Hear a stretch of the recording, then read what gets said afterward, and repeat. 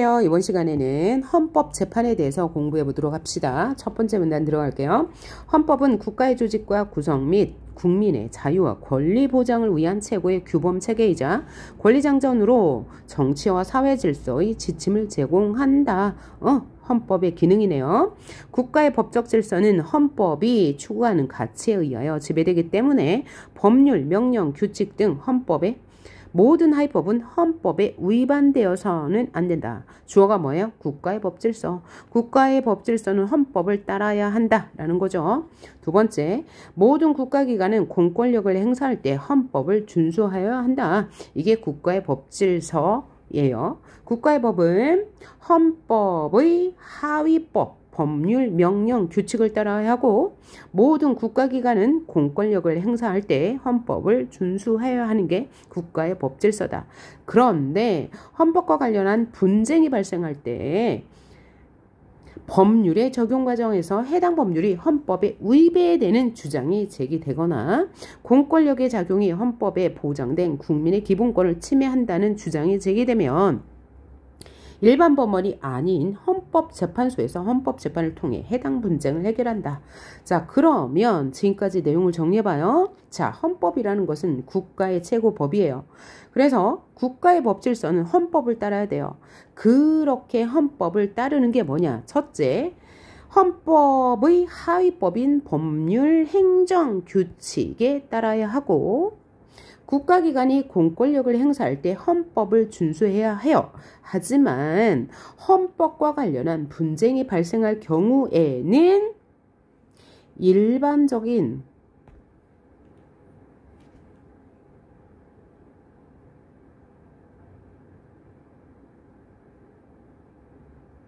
사법부에서 그 재판을 담당하지 않고 헌법재판소에서 이 분쟁을 처리한대요. 그럴 때 그 분쟁은 뭐라고 하면 두 가지 법률, 명령, 규칙 등 헌법의 하위법에 위반되었을 때, 두 번째는 국가기관이 국민의 기본권을 침해했을 때는 헌법재판소에서 재판한다라고 말했네요. 두 번째 문단 볼게요. 헌법재판은 헌법의 최고 규범성과 실효성을 담보하기 위한 제도적 장치다. 무슨 말이에요? 헌법재판은 헌법을 규범하고 실효성을 담보하기 위한 장치이다. 그래서 헌법재판의 본질적 성격에 대해서는 다양한 이론이 제기된다. 그러면 지금부터 뭐에 대해서 얘기하는 거예요? 헌법재판의 본질적 성격에 대해서 얘기할 건데, 먼저라고 했으니까 헌법재판의 본질적 성격에 대해서 여러 가지를 얘기할 건가 봐요. 그럼 먼저 뭔가 봅시다. 사법작용설은 이라고 했으니까 헌법의 본질적 성격을 사법이라고 본다는 거죠.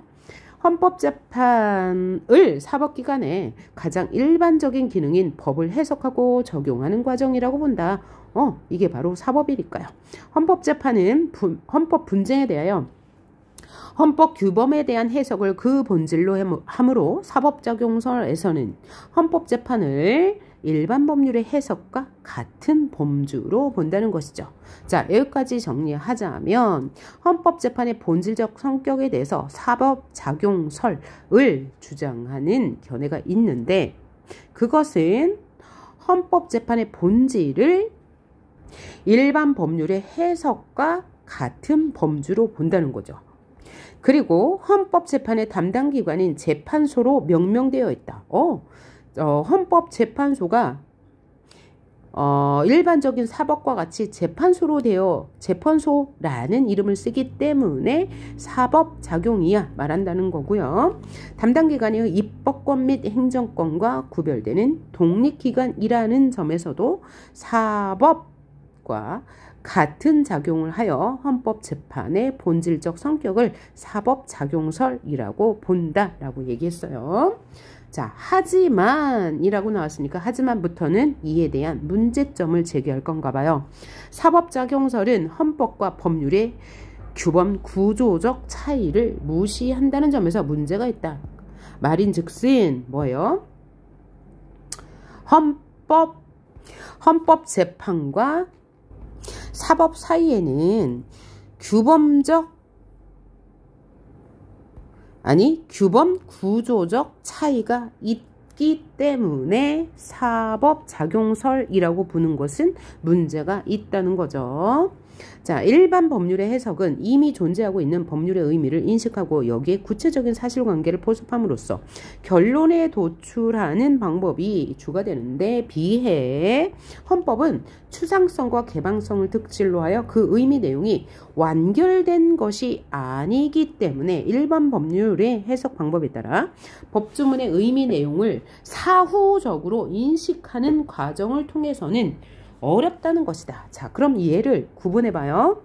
사법과 헌법 재판을.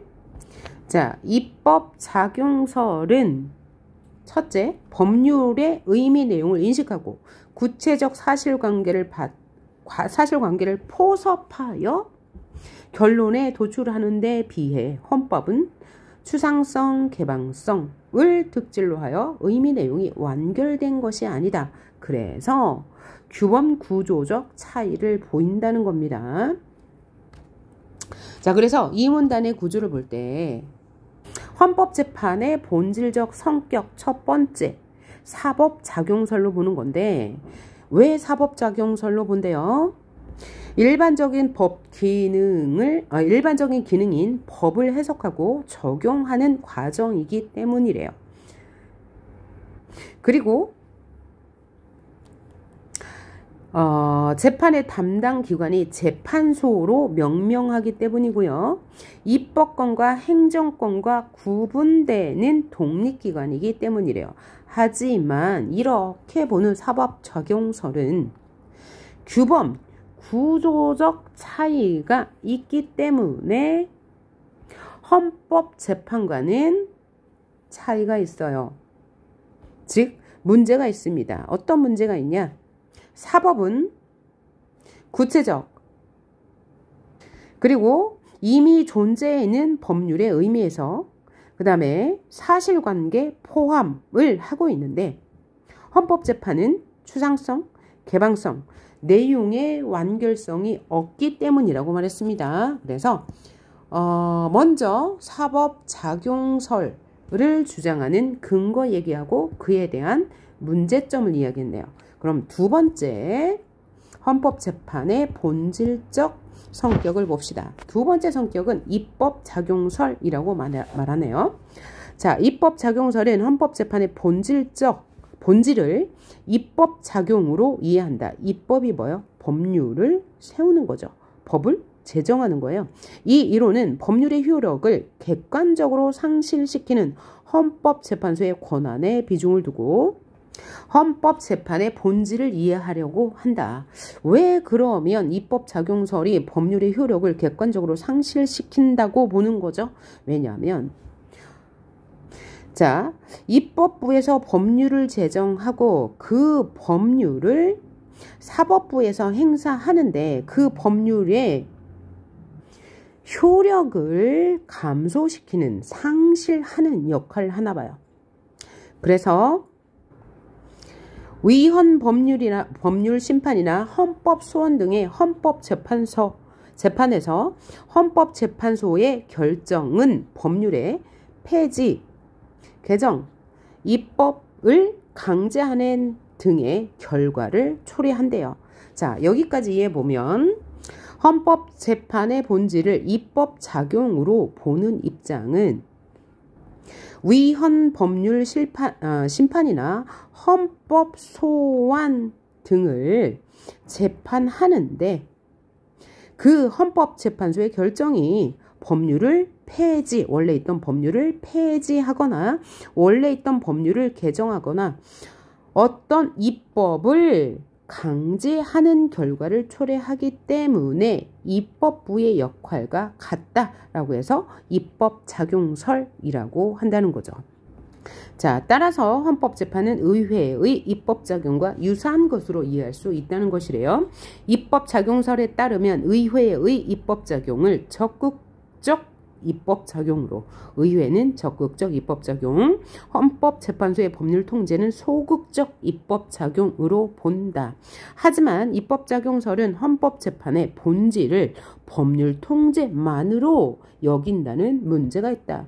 그러니까 헌법재판소는 입법의 기능도 일부 하지만 다른 기능도 있다고 얘기하는 거죠. 하지만 입법작용설의 헌법재판의 본질을 법률 통제로만 본다는 게 문제가 있어요. 오늘날의 헌법재판은 법률 통제만 그치지 않는다. 특히 헌법소원제도가 뭐예요? 국민이 어떤 국가의 공권력 이로 인해서 권리를 침해받았을 때 국가에다 제기하는 소송, 이것을 헌법소원제도라고 하거든요.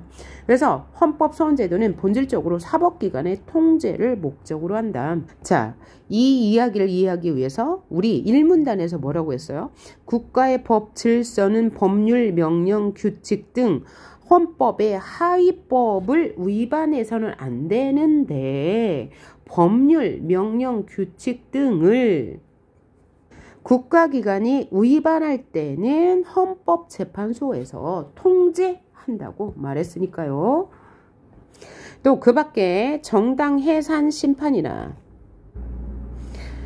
헌법이나 법률을 위반한 고위 공직자에 대한 탄핵 심판, 권한쟁의 심판 등 국가 권력 전반에 대한 통제 권한이 헌법재판소에 부여되고 있으므로 헌법재판의 본질을 입법작용으로만 이해하는 입장은 헌법재판의 범위를 지나치게 좁게 파악한다는 비판을 받는다. 또한 헌법재판소는 의회에 의해 제정된 법률 중에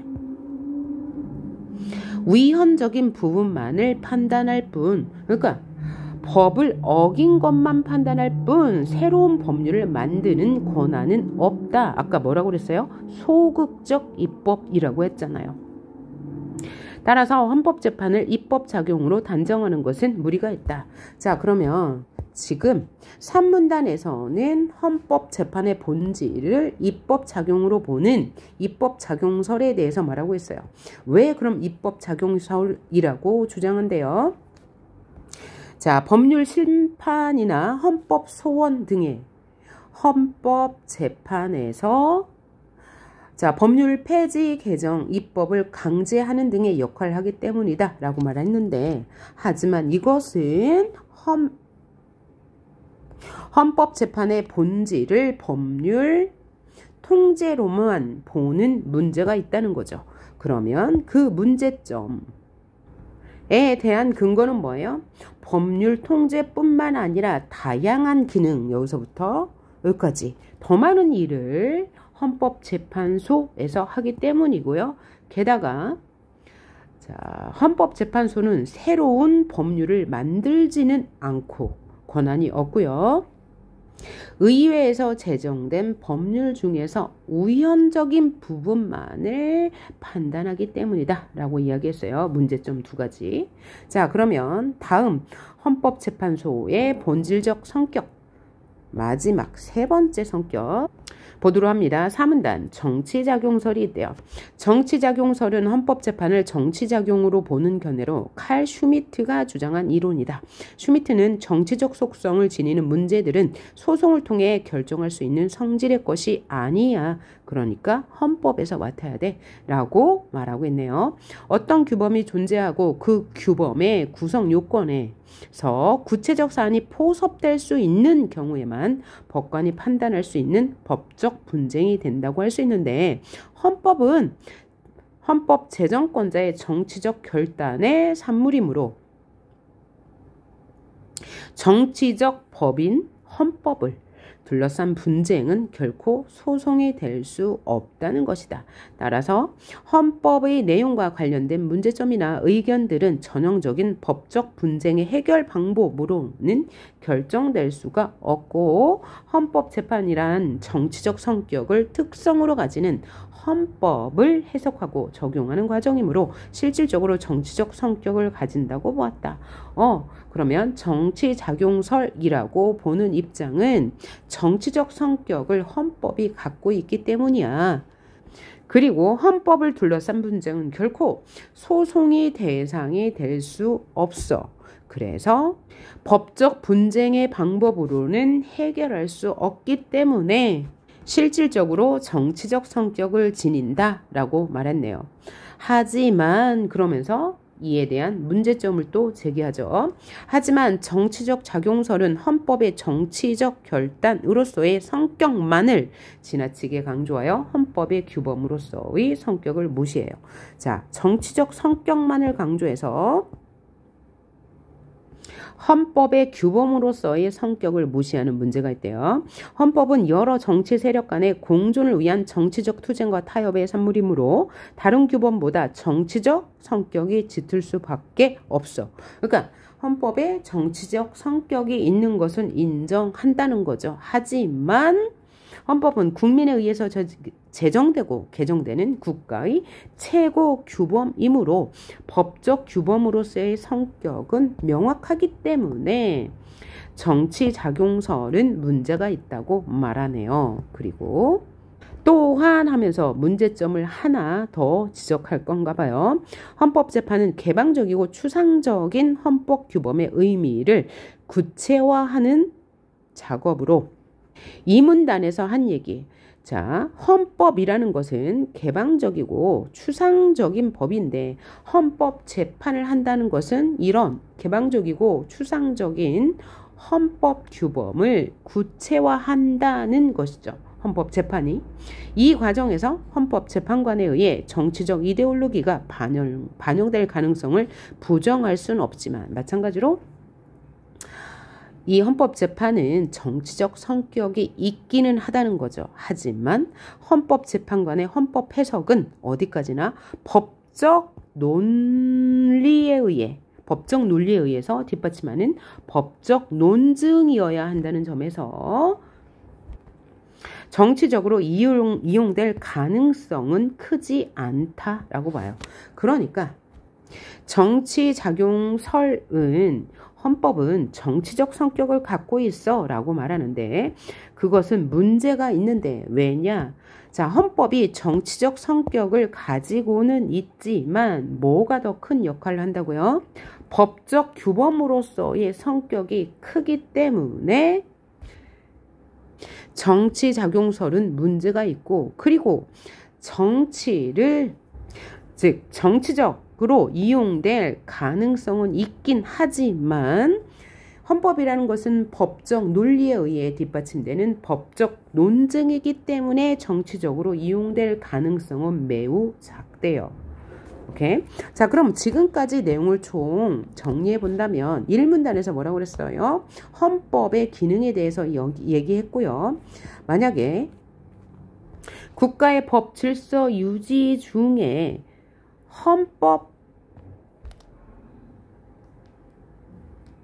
헌법과 관련된 문제가 있을 경우에는 헌법재판소에서 재판을 한대요. 어떤 경우냐? 헌법과 관련된 분쟁이 어떤 경우래요?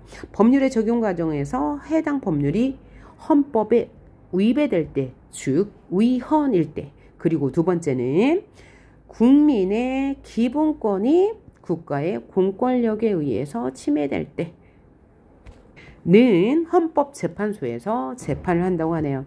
그리고 이 문단에서는 헌법재판의 본질적 성격에 대해서 이야기했는데 그 헌법재판의 본질적 성격은 세 가지로 보았어요. 첫 번째, 사법작용설. 사법작용설은 헌법이 사법과 같은 역할을 한다. 그런데 문제가 있다. 그 문제는 사법과 헌법은 규범 구조적 차이가 있기 때문이다. 헌법 같은 경우에는 추상성, 개방성, 내용의 불완결성이 있지만 사법은 법률의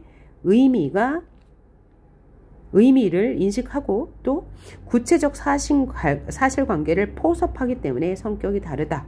그래서 사법작용설은 문제가 있다고 말하고 두 번째, 헌법재판의 본질을 입법작용으로 보는 입장은 헌법은 입법과 같은 역할을 한다라고 말했는데 입법작용설도 문제가 있다고 말했죠. 그 문제는 헌법재판의 본질을 법률 통제로만 여기는 것이 문제이고, 또 하나는 입법 외에 다양한 역할을 수행하기 때문이다. 그리고 헌법이 가지는 입법 작용은 크지 않다. 왜냐하면 의회에 의해 제정된 법률 중 위헌 부분만을 판단하기 때문이다 라고 이야기했고요.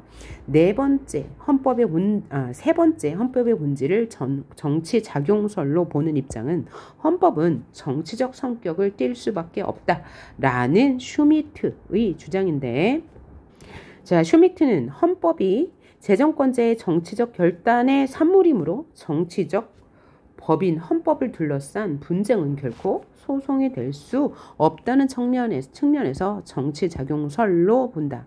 그런데 이 주장은 헌법의 규범으로서의 성격을 무시한 채 헌법의 정치적 결단으로서의 성격만을 강조한 것이 문제다라고 이야기했고, 하나 더, 헌법이 정치적으로 이용될 가능성은 크지 않다. 왜냐하면 헌법은 법적 논리에 의해 뒷받침되는 법적 논증이어야 하기 때문이다 라고 말했어요. 그 다음에 헌법재판은 개방적이고 추상적이며 불완전성을 갖는 헌법을 구체화하는 게 헌법재판이기 때문에 정치적 성격을 무시할 수는 없지만 그래도 법적 논증이기 때문에 헌법재판을 정치작용살로 보는 건 문제가 있다라고 말했어요. 그럼 마지막 문단이니까 이에 대해서 정리를 해주겠네요.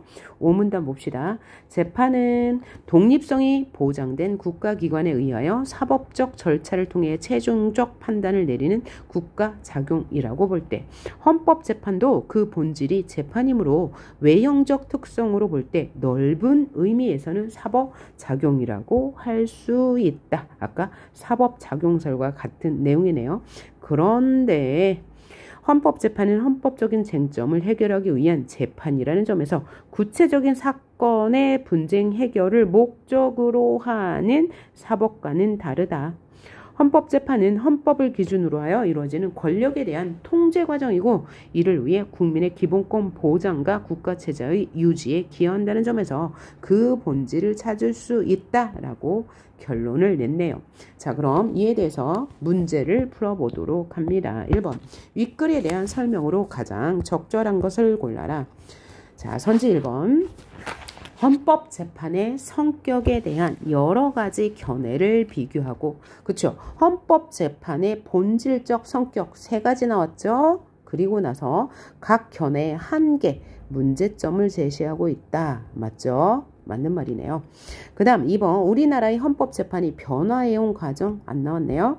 헌법재판에 대해 대두되는 논란이 없었고요. 헌법재판이 탄생하게 된 배경을 제시하고, 배경이 나오지 않았고요. 이로 인한 한계 나오지 않았네요. 그 다음 헌법재판의 진행 과정에서 생기는 문제점을 아예 나오지 않았습니다. 문제 2번 보도록 하죠. 선지 1번, 국가 권력을 통제할 수 있는 게 헌법재판이죠. 왜요? 자, 1문단에서 이야기했죠. 국가의 모든 하위 법질서는 헌법에 위반되어서는 안 된다라고 얘기하고, 국가기관이 공권력을 행사할 때도 헌법을 준수해야 한다고 이야기했으므로 맞는 말. 선지 2번, 헌법재판의 결과로 법률이 폐지되기도 한다. 이 문단 입법작용설에서 나왔던 말이죠. 폐지 개정 입법을 강제한다 라고 했으니까 맞는 말이 되겠고요. 선지 4번, 위헌 결정 후 새로운 법률이 만들어지기도 하나요? 아니요. 자, 3문단 마지막 입법작용설에서 뭐라고 했어요? 헌법재판소는 의회에 의해 제정된 법률을 중에서 위헌적인 부분만을 판단할 뿐 새로운 법률을 만들진 않는다. 새로운 법률은 입법부에서 만들죠. 4번 헌법의 최고 규범성과 실효성을 담보하는 제도라고 1문단에 나왔고요. 5번 헌법 분쟁이 있을 때 본질적인 헌법 규범을 해석한다. 2문단에 나와 있는 말이니까 맞네요. 문제 3번 기억 니은에 대해 이해한 것으로 적절하지 않은 것은 자 기억이 입법작용설 니은이 기억이 사법작용설 니은이 입법작용설입니다. 자 기억은 헌법과 법률의 규범 구조적 공통점이 아니고 차이점이 있다고 했어요. 그죠? 자 사법은 구체성이 있다고 그랬고 헌법은 추상성 있다고 했죠. 그 외 다른 점도 2가지나 나왔습니다. 선지 2번 기억은 사법작용설은 헌법재판이 사건에 대해 최종적으로 판단하는 점을 근거로 한다. 자, 사법작용설의 근거 3번째로 나온 거죠. 사건에 대한 최종적인 유권적 판단작용을 한다는 점이 사법작용설의 근거로 제시된다라고 했으므로 맞는 말. 그 다음 입법작용설은 법률의 효력을 상실시키는 헌법재판소의 권한에 비중을 둔다라고 해서 3문단 2번째 문장에 나와 있네요. 4번 입법작용설은 헌법재판소에 부여된 다른 권한들을 고려하지 않고 있어서 비판받았죠. 5번 기억과 니은은 모두 헌법재판을 통해 법률을 통제할 수 있다고 본 거죠. 자, 사법작용설에선 사건에 대한 최종적인 판단을 한다고 했고요. 입법작용설에서는 법률을 통제하는 헌법재판의 성격에 초점을 주었기 때문이에요. 문제 4번 봅시다. 윗글을 참고할 때 헌법에 대한 칼 슈미트의 견해로 적절한 것은 칼 슈미트는 정치작용설을 주장한 사람이죠. 자, 선지 1번. 헌법은 여러 사람의 투표를 통해 결정된 민주주의의 산물이다. 자, 투표를 통해 결정된 민주주의의 산물, 이거 뭐예요? 선거 아닌가요? 자, 그러면 헌법은 뭐라고 했죠? 헌법 제정권자의 정치적 결단의 산물이라고 했죠. 틀린 말. 선지 2번. 헌법을 해석하고 적용하는 과정은 법적 논리에 의해 뒷받침되고 객관적이다 라고 하지 않았고요. 권력에 대한 통제 과정이라고 했고 국민의 기본권 보장과 국민의 기본권 보장은 여기서 칼 슈미트에서 나오면 안 되는 말이고요. 정치적 성격을 특성으로 가지고 헌법을 해석하고 적용하는 과정이라고 했고요. 헌법을 해석하고 적용하는 과정은 법적 논리에 의해 뒷받침되므로 정치적으로 이용될 가능성이 없다고 칼 슈미트의 의견에 대해 문제를 제기한 거네요. 선지 3번. 헌법에 대한 분쟁은 전형적인 사법기관의 해결 방법과 다르다. 헌법에 대한 분쟁은 전형적인 법적 분쟁의 해결 방법으로는 해결할 수 없다고 말했죠. 선지 4번. 헌법은 정치적 속성을 지니고 있으므로 맞고요. 여기까지. 헌법재판 또한 정치적 성격을 지닌다. 맞네요. 이게 바로 정치작용설이죠. 그 다음 5번. 헌법을 제정하는 과정에서 헌법 제정권자의 정치적 결단보다는 시대 정신이 더욱 반영된다고 하지 않았고 헌법 제정권자의 정치적 결단이 반영된다고 보았네요. 자, 그럼 문제 5번 봅시다. 윗글을 바탕으로 보기를 이해한 내용으로 적절하지 않은 것을 찾아보래요. 자, 그러면 보기를 읽어봅니다. 헌법재판 중 하나인 위헌법률 심판은 법률이 헌법에 합치하는지를 판단하는 제도로 민사소송이나 형사소송 재판 과정에서 그 사건에 적용될 법률이 위헌의 소지가 있을 경우 헌법을 위반할 경우 법원의 직권이나 소송 당사자가 신청을 받아들여 법원이 제청하여 진행된다. 헌법재판소가 위헌을 선고하면 해당 법률은 결정이 이루어진 날로부터 즉시 효력을 상실하게 된다. 위헌 판결이 나면 그 법은 효력을 상실한다. 그 다음은 위헌 법률 심판의 사례다 라고 해서 다음 그러면 위헌 법률 심판 사례래요. 자, 한번 봅시다. 땡땡씨는 타인을 모욕하는 표현을 했다는 혐의를 받아 땡땡 법원에서 형사재판을 받게 되었다. 원고 측인 검사는 공연히 사람을 모욕한 자는 1년 이하의 징역이나 금고 또는 200만 원 이하의 벌금에 처한다는 형법 제311조를 적용하여 땡땡씨를 처벌해 줄 것을 재판부에 요청하였고 땡땡씨는 해당 법률이 모욕의 범위를 지나치게 광범위하게 설정하여 표현의 자유를 침해하였기 때문에 위헌의 소지가 있다며 위헌 법률 심판을 신청하였다. 헌법재판소는 형법 제311조는 위헌이 아니라고 판결했대요. 그러니까 이 311조 형법은 효력이 있는 거죠. 위헌이 아니니까요. 자, 그러면 선지를 판단해 보도록 합니다. 선지 1번 헌법재판소는 법적 논증에 의해 형법 제311조가 위헌이 아니라고 판단하겠죠. 헌법재판은 법적 논증, 즉 법적 논리에 의해 판결한다고 했으므로 맞는 말이 되겠고요. 땡땡씨는 타인에 대한 모욕이 헌법이 보장하는 표현의 자유라고 생각하였겠군.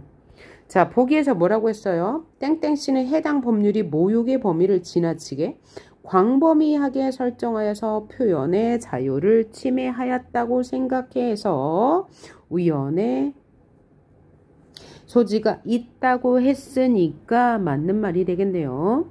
3번 헌법재판소는 형법 311조의 허점을 메우기 위해 새로운 법률을 제정하지 않겠죠. 왜? 위헌이 아니라고 했으니까요. 4번 헌법재판소가 형법 311조를 위헌이라고 판단했다면 311조의 효력은 상실되겠죠. 보기의 형사재판이 열리게 된 계기는 땡땡 법원에서 진행 중인 사건의 가해자가 피해자의 법적 권리를 침해하였다고 생각되었기 때문에 형사재판이 진행된 것이겠죠. 네, 여기까지 우리 헌법재판에 대해서 공부했고요. 다음 쯤은 채권의 발행 및 가격 결정 방식에 대해서 공부하도록 합시다. 네, 수고하셨습니다.